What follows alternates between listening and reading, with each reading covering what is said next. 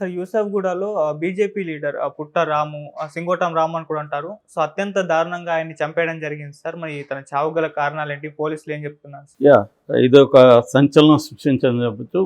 మనం వైజాగ్‌లో చూసాము. మన అక్కడ తహసీల్దార్‌ని చంపేశారు. అవును. అది కూడా రియల్ ఎస్టేట్ గొడవే. ఇక్కడ కూడా ఇప్పుడు రియల్ ఎస్టేట్ గొడవల్లో ఒక అతన్ని చంపేశారు. అయితే ఈ చంపిన పద్ధతి గానీ, ఆ చంపిన వాళ్ళ యాటిట్యూడ్ కానీ ఇక్కడ కొంత డిఫరెంట్గా ఉంది. ఈ వివరాల్లోకి వెళ్తే పుట్ట రాము అతని పేరు, చనిపోయిన వ్యక్తి పేరు, 36 ఏళ్ళు. అతను సింగోటం రామన్ అని కూడా పిలుస్తున్నారు. అతనిది నాగర్ కర్నూలు జిల్లా కొల్లాపూర్ మండలం సింగోటం అనే ఒక గ్రామం. గతంలో ఇతను ఆటో డ్రైవర్గా పనిచేసేవాడు. దాని తర్వాత మెల్లగా రియల్ ఎస్టేట్లోకి ఎంటర్ అయ్యాడు. అక్కడి నుంచి కొల్లాపూర్ ఏరియా నుంచి ఇక్కడ హైదరాబాదు, రంగారెడ్డి జిల్లా ఇక్కడంతా కూడా రియల్ ఎస్టేట్లోకి మెల్లగా ఎంటర్ అయ్యి మెల్లమెల్లగా పెరుగుతూ వచ్చాడు. ఈ క్రమంలో అతనికి మణికంఠ అని జీడిమెట్ల దగ్గర ఉంటాడు రామ్నగర్లో. ఈ మణికంఠకి ఇతనికి ఫ్రెండ్షిప్ అయింది. ఒక రకం మణికంఠ ఇతన్ని అనుచరులాగా తిరిగేవాడు. వాళ్ళ ఇంట్లో వాళ్ళ ప్రకారం దాదాపు 4-5 ఏళ్ళ నుంచి మణికంఠ ఫ్రెండ్గా వాళ్ళ ఇంట్లో కూడా తెలుసు. వాళ్ళ ఇంట్లో చెప్పేవాడు ఇట్లా మణికంఠ ఫ్రెండ్ అని. వాళ్ళ ఇంట్లో వాళ్ళందరూ కూడా ఊర్లోనే ఉంటున్నారు కాబట్టి ఇక్కడ డే టు డే వ్యవహారాలు వాళ్ళకి పెద్దగా తెలియదు. సో అయితే వీళ్ళిద్దరి మధ్య మెల్లగా గొడవలు మొదలైనవి. దీనికి 2 కారణాలు కనిపిస్తున్నాయి. ఒకటేమో రియల్ ఎస్టేట్లో వీళ్ళిద్దరూ కలిసి జాయింట్ వెంచర్స్ కొన్ని చేశారు. దాంట్లో పంపకాలకు సంబంధించిన గొడవలు. రెండవది వీళ్ళిద్దరూ కొంతమంది కాల్ గర్ల్స్ దగ్గరికి వెళ్ళడం. అట్లా వీళ్ళకి యూసఫ్‌గూడలో లక్ష్మీ నరసింహనగర్లో ఒక కాల్ గర్ల్ ఉంటుంది. ఆమె దగ్గరికి వీళ్ళిద్దరు వెళ్ళేవాళ్ళు. అయితే ఆ కాల్ గర్ల్కి ఆమెకి అంటే మిడిల్ ఏజ్డ్ ఆమెకు ఒక టీనేజ్ అమ్మాయి ఉంది. ఆ అమ్మాయితో కూడా ఈ రామ్ అనే అతను మిస్బిహేవ్ చేసినట్టుగా చెప్తున్నారు. సో దానివల్ల కూడా ఆమె తనకు తెలిసిన అతనితో చెప్పడం, అతను మణికంఠకు ఫ్రెండ్ కావడం. సో ఆల్రెడీ మణికంఠ ఇతను రాము మధ్య గొడవలు. సో వీళ్ళిద్దరు పోలీస్ స్టేషన్లో కూడా గతంలో కేసులు పెట్టుకున్నారు. గతంలో రాము మణికంఠను ముఖం మీద కొట్టాడని చెప్తున్నారు. దానివల్ల అతను ప్లాస్టిక్ సర్జరీ చేసుకోవాల్సి వచ్చిందని కూడా చెప్తున్నారు పోలీసులు. అంటే ఇద్దరి మధ్య సీరియస్ గొడవలు ఉన్నాయి. ఈ క్రమంలో మణికంఠ ఏం ఆలోచించాడంటే తన్ని చంపేద్దామని ప్లాన్ చేసుకున్నాడు. అయితే అతను ఒక్కడే చేయలేక అతను జిలానీ అని బోరబండకు సంబంధించిన ఒక రౌడీ షీటర్ ఉంటాడు, అతన్ని కాంటాక్ట్ చేశాడు. సో జిలానీ ఇతను కలిసి మాట్లాడుకున్నారు, ఎలా చంపాలి ఏంటని ఒక ప్లాన్ చేసుకున్నారు. ఆ ప్లాన్లో భాగంగా జిలానీ తన మనుషుల్ని ఇంకొక 8 మందిని పిలిచాడు. మొత్తం వీళ్ళు 10 మెంబర్ గ్యాంగు ప్లాన్ చేసుకున్నారు. ఆ ప్లాన్ ప్రకారం ఏంటంటే ఇక్కడ ఈ లక్ష్మీ నరసింహనగర్లో ఈ కాల్ లేడీ ఏదో ఉండారో కాల్ గాళ్ళు, ఆమె ద్వారా అతనికి కాల్ చేయించారు. ఇట్లా నువ్వు రావచ్చు కదా ఈరోజు అది ఇదంటే నేను రేపు వస్తానని చెప్పాడు. ఎన్ని గంటలకంటే 10కి వస్తాను నైటు. సో వీళ్ళు అక్కడ ఆమెకు కూడా అతని మీద కోపం ఉంది, తన కూతురుతో మిస్బిహేవ్ చేశాడని. కాబట్టి ఆమె కూడా వీళ్ళకి సహకరించింది. సో వీళ్ళు ఏం చేశారంటే ఆయనకి ఫోన్ చేసి రప్పించారు.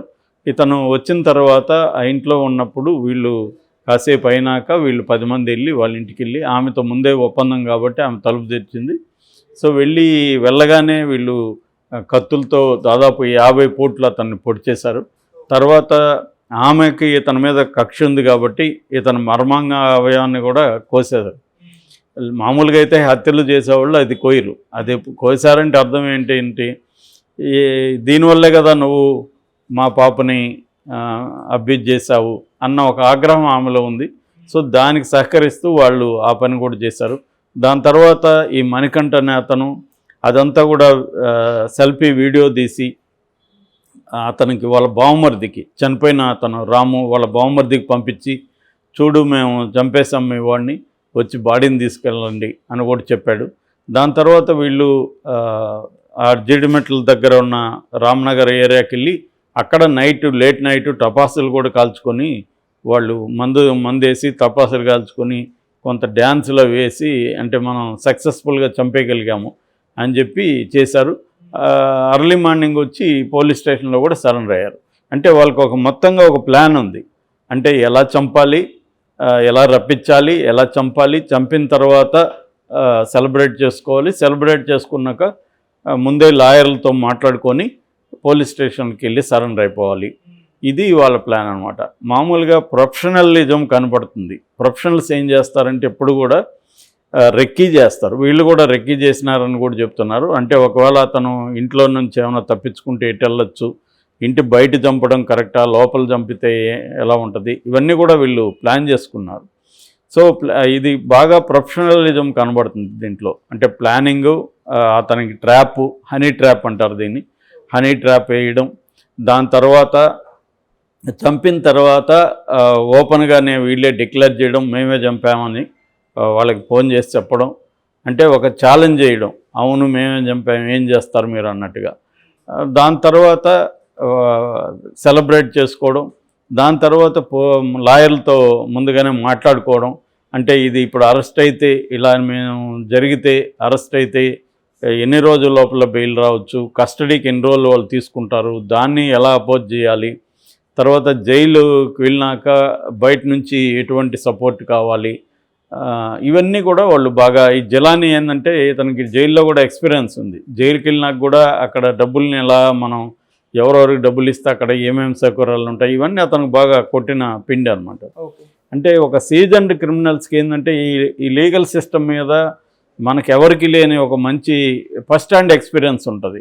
మిగతా మనందరూ ఏంటంటే, అంటే నాకు కొంత ఉందనుకో, అది వేరే విషయం.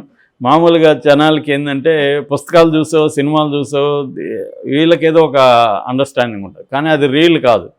రియల్ అండర్స్టాండింగ్ ఏంటంటే ఒక అరెస్ట్ అయినప్పుడు పోలీసులు మనల్ని ఎలా ట్రీట్ చేస్తారు, వాళ్ళు మంచిగా ట్రీట్ చేయాలంటే మనం ఏం చేయాలి, వాళ్ళకి ఏం ఆఫర్ చేయాలి, అట్లాగే జైలుకి వెళ్తే జైల్లో ఏం ఆఫర్ చేయాలి, కోర్టుని ఎలా డీల్ చేసుకోవాలి, ఇవన్నీ కూడా తెలుసుంటుంది వాళ్ళకి అనుభవంలో. కాబట్టి వాళ్ళు ఏంటంటే ఇలాంటి వాళ్ళు హత్య చేసినా కూడా క్లియర్గా దొరికిపోతామని ప్లాన్ చేసుకుని, దొరికిపోతే కూడా ఏం చేయాలన్న ముందు ప్లాన్ ఉంటుంది. అదే మామూలు వాళ్ళు చంపితే చంపేది చాలా క్లవర్గా చంపినాం అనుకొని చంపి దొరికిపోతుంటారు. వాళ్ళు చాలా పోలీసుల్ని మాయ చేద్దామని చేస్తుంటారు. వీళ్ళు అదేమీ లేదు, పోలీసులకు మనం సరెండర్ అవ్వాలని ముందే ప్లాన్ ఉంది. అందువల్ల క్లియర్గా వాళ్ళు ఏంటంటే చంపేదే వాళ్ళకి ఇంపార్టెంట్, చంపిన తర్వాత ఎలా డీల్ చేయడం అనేది వాళ్ళ క్లారిటీ ఉంది. సో ఈ మణికంఠకు కూడా జిలానీ సహాయంతో జిలానీ మొత్తం బ్లూ ప్రింట్ ఇచ్చాడని చెప్తున్నారు. ఏది ఎలా చంపాలి దగ్గర నుంచి మనం జైల్లో ఎన్ని రోజులు ఉండాల్సి వస్తుంది, సో మ్యాక్సిమం నెల నుంచి 2 నెలలు ఉంటుంది, మీడియా హైప్ ఒక 4 రోజులు ఉంటుంది, దాని తర్వాత మీడియా పట్టించుకోదు. మనం పోలీసులు మేనేజ్ చేసుకుంటే పోలీసులు కస్టడీ ఖచ్చితంగా తీసుకుంటారు వీళ్ళని, అది కూడా వాళ్ళకి ఐడియా ఉంది. కస్టడీని గట్టిగా వ్యతిరేకిస్తే వీళ్ళు వారం రోజులు అడిగితే 4 రోజులు 5 రోజులు కస్టడీకి ఇస్తారు. కస్టడీలో ఏం చేస్తారు, reconstruction of the crime scene, క్రైమ్ని ఎలా మీరు చంపారో అవన్నీ రికన్స్ట్రక్షన్ చేస్తారు, వీడియో చేస్తారు, ఇవన్నీ ఉంటుంది.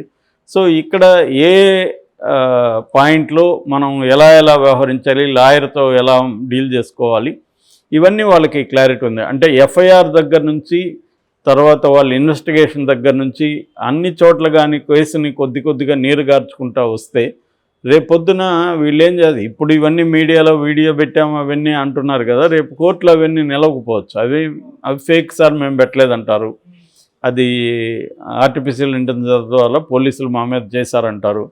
సో అవన్నీ నిలవకపోవచ్చు రేపు. అందువల్ల వీళ్ళు ప్రత్యక్ష సాక్షులు ఊరు లేరు దీనికి. ఆమె నాకు తెలియదు అంటుంది. సో ప్రత్యక్ష సాక్షులు ఊరు లేరు. దాని తర్వాత విక్టిమ్స్ తరపున స్ట్రాంగ్గా ఫైట్ చేసే పరిస్థితి కూడా లేదు. ఎందుకంటే వాళ్ళ బంధువులంతా కూడా మనం వీడియోలో చూస్తే చాలా మామూలుగా రొటీన్ పల్లెటూరులో ఎలా ఉంటారు అలాగే ఉన్నారు తప్ప వాళ్ళకేమీ ఆ బలగం ఉన్నట్టుగా ఏమి కనబడట్లేదు. చాలా కేసుల్లో ఇదే జరుగుతుంది. విక్టిమ్స్ వైపు నుంచి స్ట్రాంగ్గా లేకపోతే పోలీసులే ఓన్గా ప్రతి కేసుని వాళ్ళు స్ట్రాంగ్గా పెట్టలేరు. ఎందుకంటే వాళ్ళకు ఉండే లిమిటేషన్స్ ఉంటాయి, కరప్షన్ ఉంటుంది, అట్ ద సేమ్ టైం వాళ్ళ మీద పని ఒత్తిడి ఉంటుంది. అన్ని కేసుల్ని వాళ్ళు స్ట్రాంగ్గా ప్రతి మైన్యూట్ డీటెయిల్స్ చేసి పెట్టలేరు. ఇన్ని చేసినా కూడా స్ట్రాంగ్ లాయర్స్ని పెట్టుకోలేరు. ఎవరు వీళ్ళు పబ్లిక్ ప్రాసిక్యూటర్ మీద డిపెండ్ అవ్వాలి. పబ్లిక్ ప్రాసిక్యూటర్లు కూడా స్ట్రాంగ్గా వీళ్ళవైపు ఉంటారో లేదు తెలియదు. చాలామంది పబ్లిక్ ప్రాసిక్యూటర్లలో కూడా కరప్షన్ ఉంటుంది. సో ఇలా అన్ని యాంగిల్స్ నుంచి ప్రొఫెషనల్గా వీళ్ళు చేయగలుగుతున్నారు ఇలాంటి హత్యలు. అంటే కారణం ఏంటంటే మన జస్టిస్ సిస్టమ్ ఏదైతే ఉందో ఈ జస్టిస్ సిస్టమ్ కావచ్చు, లీగల్ సిస్టమ్ కావచ్చు, ఇది ఒక ఆర్గనైజ్డ్గా, విక్టిమ్స్ ఫ్రెండ్లీగా, విక్టిమ్స్ ఓరియంటెడ్గా ఉండదన్నమాట. ఇది ఒక రకంగా పెర్పెట్రేటర్స్ ఓరియంటెడ్గానే ఉంటుంది. అంటే ఎవరైతే నేరాలు చేస్తారో వాళ్ళకు అనుకూలంగానే ఓవరాల్గా ఈ సిస్టమ్ ఉంది కాబట్టి నేరాలు ఎక్కువసార్లు జరుగుతాయి. దాని నుంచి ఎస్కేప్ అవ్వడం వాళ్ళకి ఈజీ అవుతుంది.